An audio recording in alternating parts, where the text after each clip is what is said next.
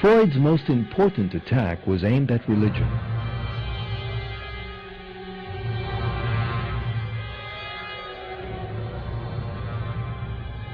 In his book, The Future of an Illusion, published in 1927, he alleged that religious belief was a kind of mental sickness and maintained that religious beliefs would disappear as man progressed. Other prominent 20th century psychologists were fervid atheists too, as well as Freud.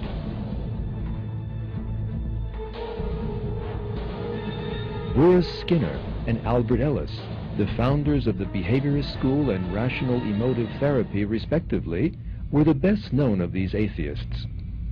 As a result, psychology came to be a breeding ground for atheism.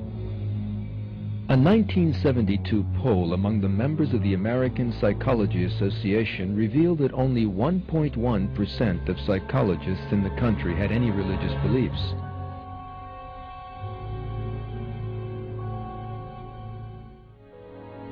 Yet the great error into which most psychologists had fallen was unmasked by means of their own researches. It emerged that Freud's theories in particular had almost no scientific foundations. It was also realized that contrary to the claims of Freud and certain other psychological theoreticians, religion is a fundamental of mental health. The American writer Patrick Glynn sums up these important developments. Scientific research in psychology over the past 25 years has demonstrated that, far from being a neurosis or source of neuroses, as Freud and his disciples claimed, religious belief is one of the most consistent correlates of overall mental health and happiness. Study after study has shown a powerful relationship between religious belief and practice on the one hand, and healthy behaviors with regard to such problems as suicide, alcohol and drug abuse, divorce, and depression on the other.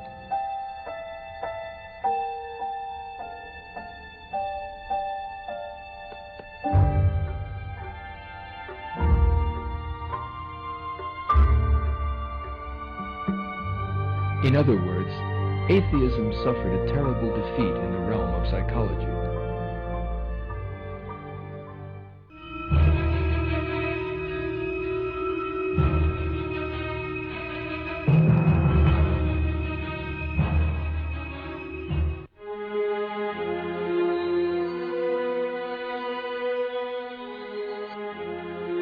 The collapse of atheism in the 20th century applies to political and social ethics as much as it does to the various branches of science.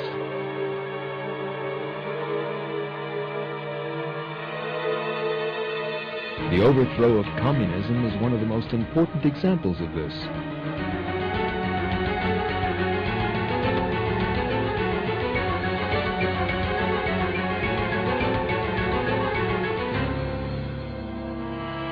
Communism was the major political result of the atheistic deviation of the 19th century. The founders of the ideology, Marx, Engels, Lenin, Trotsky, and Mao, all adopted atheism as their most fundamental principle. Communist regimes wished to spread atheism throughout society and destroy religious beliefs.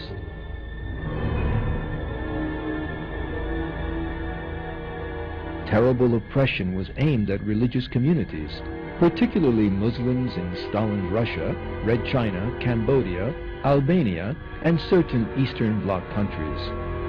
This even turned into genocide.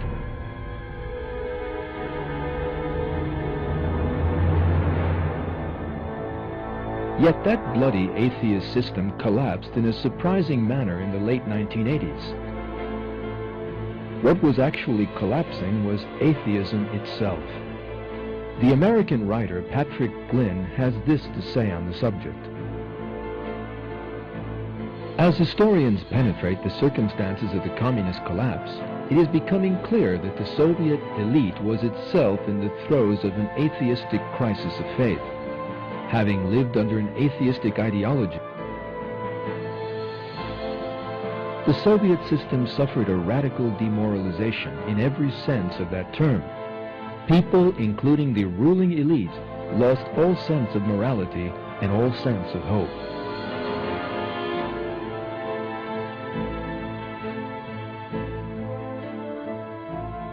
One interesting sign of this atheistic crisis of faith in the Soviet system was the reforms President Mikhail Gorbachev tried to implement. From the day Gorbachev came to power, he took an interest in moral issues as well as economic reforms. He began by initiating a campaign against alcoholism, for example. He employed the old Marxist-Leninist concepts for a while in order to raise the morale of society. But seeing that this would serve no purpose, he began to speak of God in some of his speeches in the final years of his regime, despite the fact that he himself was an atheist.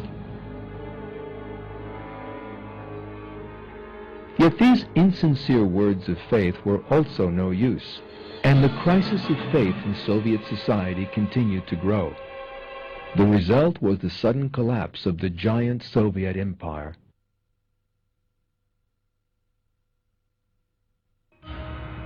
Communism was not alone in the 20th century. Fascism, another product of the 19th century atheist philosophies, also collapsed.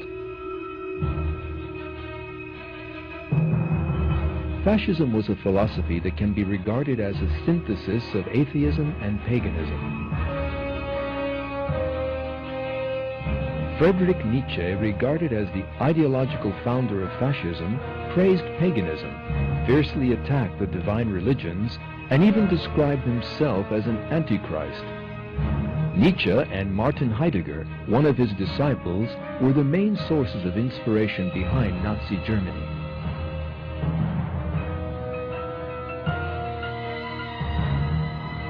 These two thinkers' atheist philosophy, that was so full of praise for violence, gave birth to the terrible savagery of Nazi Germany. Once Hitler and his closest followers, who were all atheists, had turned Germany into a state of fear, they embarked on the bloodiest war in history. That slaughter, known as World War II, cost the lives of 55 million people. Members of different ethnic groups such as Jews, Gypsies, and Slavs, and people who fell foul of Nazi ideology, particularly religious figures, were exterminated in the concentration camps the Nazis set up during the war years.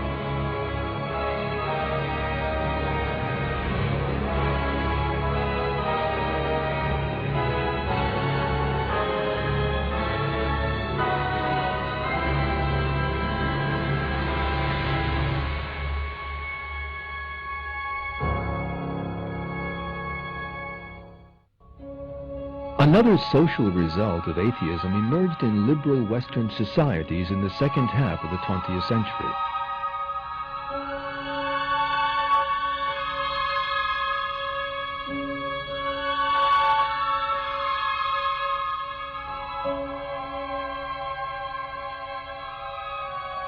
Young Westerners raised in Christian families developed an angry anti-religious movement under the influence of atheist ideologues such as Darwin, Marx, and Freud.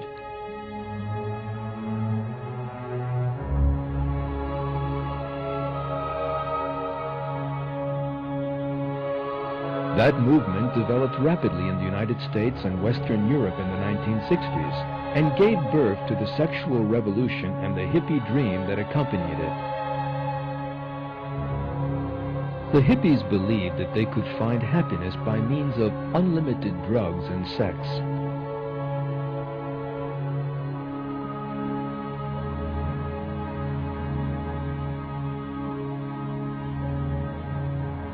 These young people who poured onto the streets to the words of John Lennon's song, Imagine, in which he spoke of a world with no countries and no religion too, were actually undergoing a mass deception. In fact, a world without religion actually brought them to an unhappy end. The hippie leaders of the 1960s either killed themselves or died from drug-induced comas in the early 1970s. Most of the young people who found themselves on the missing list on police station walls were the victims of drugs.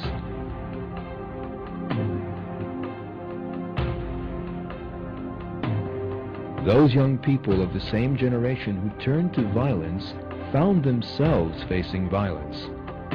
The 1968 generation, who turned their backs on God and religion and imagined they could find salvation in such concepts as revolution or love, ruined both themselves and their societies.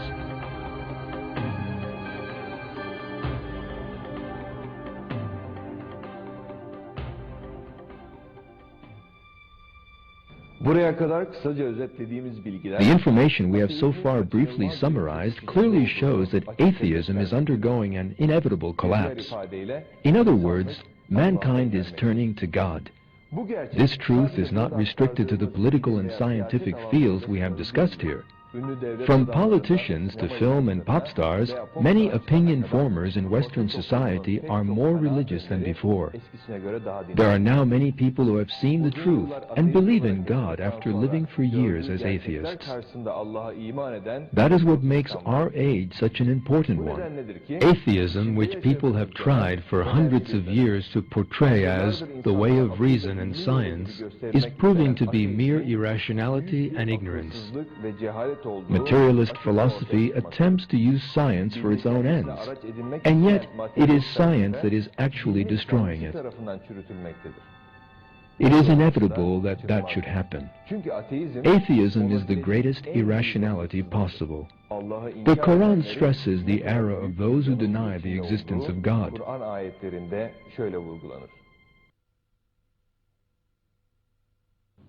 How can you reject God when you were dead and then He gave you life? Then He will make you die and then give you life again. Then you will be returned to Him. It is He who created everything on the earth for you and then directed His attention up to heaven and arranged it into 7 regular heavens. He has knowledge of all things.